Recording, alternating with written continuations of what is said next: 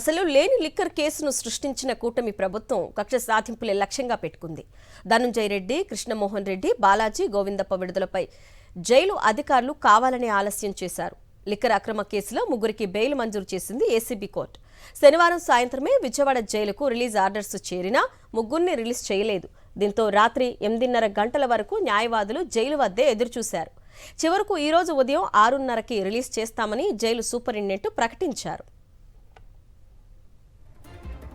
Jail అధికారుల సూచన మేరకు ధనుంజయ రెడ్డి, కృష్ణమోహన్ రెడ్డి, బాలాజీ, గోవిందప్ప న్యాయవాదులు ఉదయం 6:30కు జైలు వద్దకు చేరుకున్నారు. కానీ సూపరింటెండెంట్ అందుబాటులో లేరంటూ విడుదలను ఆలస్యం చేశారు అధికారులు. కోర్టు ఆదేశాలిచ్చినా ఎందుకు రిలీజ్ చేయటం లేదని ప్రశ్నించినా పట్టించుకోలేదు. దీంతో జైలు అధికారుల తీరును నిరసిస్తూ న్యాయవాదులు జైలు ఎదుట ఆందోళన చేపట్టారు.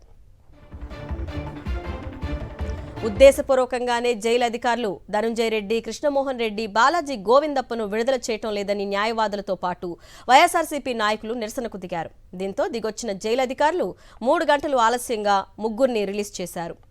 జైలు నుంచి బయటకు వచ్చాక అధికారుల తీరుపై తీవ్ర స్థాయిలో మండిపడ్డారు ధనుంజయ రెడ్డి.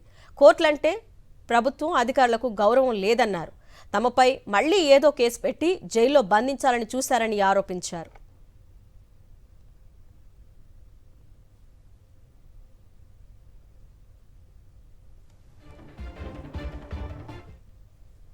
ఆరు 35కు ఆర్డర్ కాపీ ఇస్తే రాత్రి 6 దాటిపోయింది సమయము, రాత్రి ఇవ్వలేము అని చెప్పి ఉదయం 6 గంటలకంతా రెడీగా ఉండండి సార్ అని చెప్పి 5:30కు లేచి మేము 6 గంటలకు రెడీ అయితే 6 గంటల నుంచి వెయిట్ చేస్తా. సూపరింటెండెంట్ వస్తున్నాడు, ఇంకొకరు వస్తున్నారు, 7:30కు వస్తాడు, 8కి వస్తాడు, 9కి వస్తాడు, లాస్ట్కి చివరకు ఇంకో గంట పడుతుంది.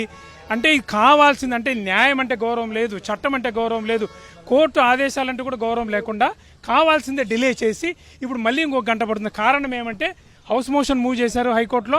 హౌస్ మోషన్లో స్టే వస్తుందేమో, స్టే వస్తే మమ్మల్ని మళ్ళీ అక్కడే లోపల బంధించాలని. అంటే ఒక కోర్టు ఇచ్చిన ఆదేశాలకు కూడా వీళ్ళకి లెక్కాపత్రం లేదు ఈ ప్రభుత్వానికి. అంటే న్యాయం అంటే గౌరవం లేదు, చట్టం అంటే గౌరవం లేదు. రాత్రి 6 గంటలకు ఆర్డర్ ఇస్తే ఇప్పటి వరకు మమ్మల్ని రిలీజ్ చేయకుండా మేము ఇప్పుడు గొడవ చేస్తే అప్పుడు రిలీజ్ చేస్తున్నాం.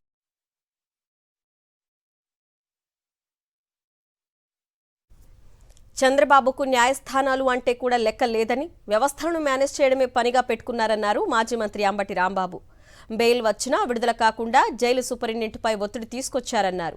లేని లిక్కర్ స్కామ్ను సృష్టించి వైఎస్ఆర్సీపీని దెబ్బతీసే ప్రయత్నం చేస్తున్నారన్నారు. చంద్రబాబు ఎన్ని కుట్రలు చేస్తే తమ పార్టీ అంత బలపడుతుందని, వచ్చే ఎన్నికల్లో విజయ దుందుబి మోగిస్తుందన్నారు అంబటి రాంబాబు. మద్యం కుంభకోణం అని పెట్టినటువంటి ఒక ఫాల్స్ కేసులో ముగ్గురికి బెయిల్ వచ్చింది. ఇవాళ 6:30కి రిలీజ్ చేస్తామని చెప్తే మేము 6:30కి వచ్చాం. ఇక్కడ అందరం కూడా సూపరింటెండెంట్ గారు బందర్లో బస్సు ఎక్కారు, బయలుదేరారు అని చెప్పారు. ఎంతసేపు అడిగినా ఆ బస్సు దిగట్లే ఆయన. అంటే లోకేష్ గారు, చంద్రబాబు నాయుడు గారు మీరు బస్సు దిగమాకమని చెప్పారంట. మాకు తెలిసిన సమాచారం. ఎందుకు బస్సు దిగమాకమని చెప్పారంటే ఇవాళ అసలు రిలీజ్ చేయొద్దు, మేము ఎవరైతే ఈ ముగ్గురికి లోయర్ కోర్టు బెయిల్ ఇచ్చిందో ఏసీబీ కోర్టు, దీని మీద మేము హైకోర్టులో హౌస్ మోషన్ మూవ్ చేస్తున్నాము.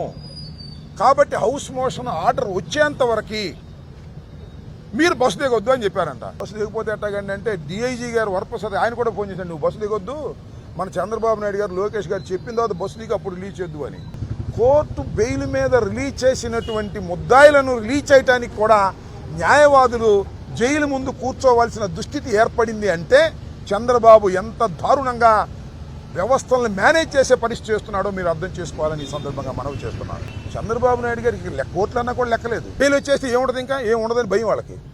అంటే దీనిలో ఏదో అంతిమ లబ్ధిదారుడు, గాడిది గుడ్డు, వంకాయ పులుసు అని చాలా కథలు చెప్పారు. ఛార్జ్ షీట్ ఏమో అంత తప్పులు తడగ్గా పెట్టారు. లిక్కరు లేదు, స్కాము లేదు. ఇవాళ ఉంది లిక్కర్లో స్కామ్. ప్రభుత్వం లిక్కర్ అమ్మితే దానిలో స్కామ్ ఎందుకు ఉంటుంది? ప్రైవేట్ వ్యక్తులకు ఉంటే ఇస్తే దానిలో స్కామ్ ఉంటుంది.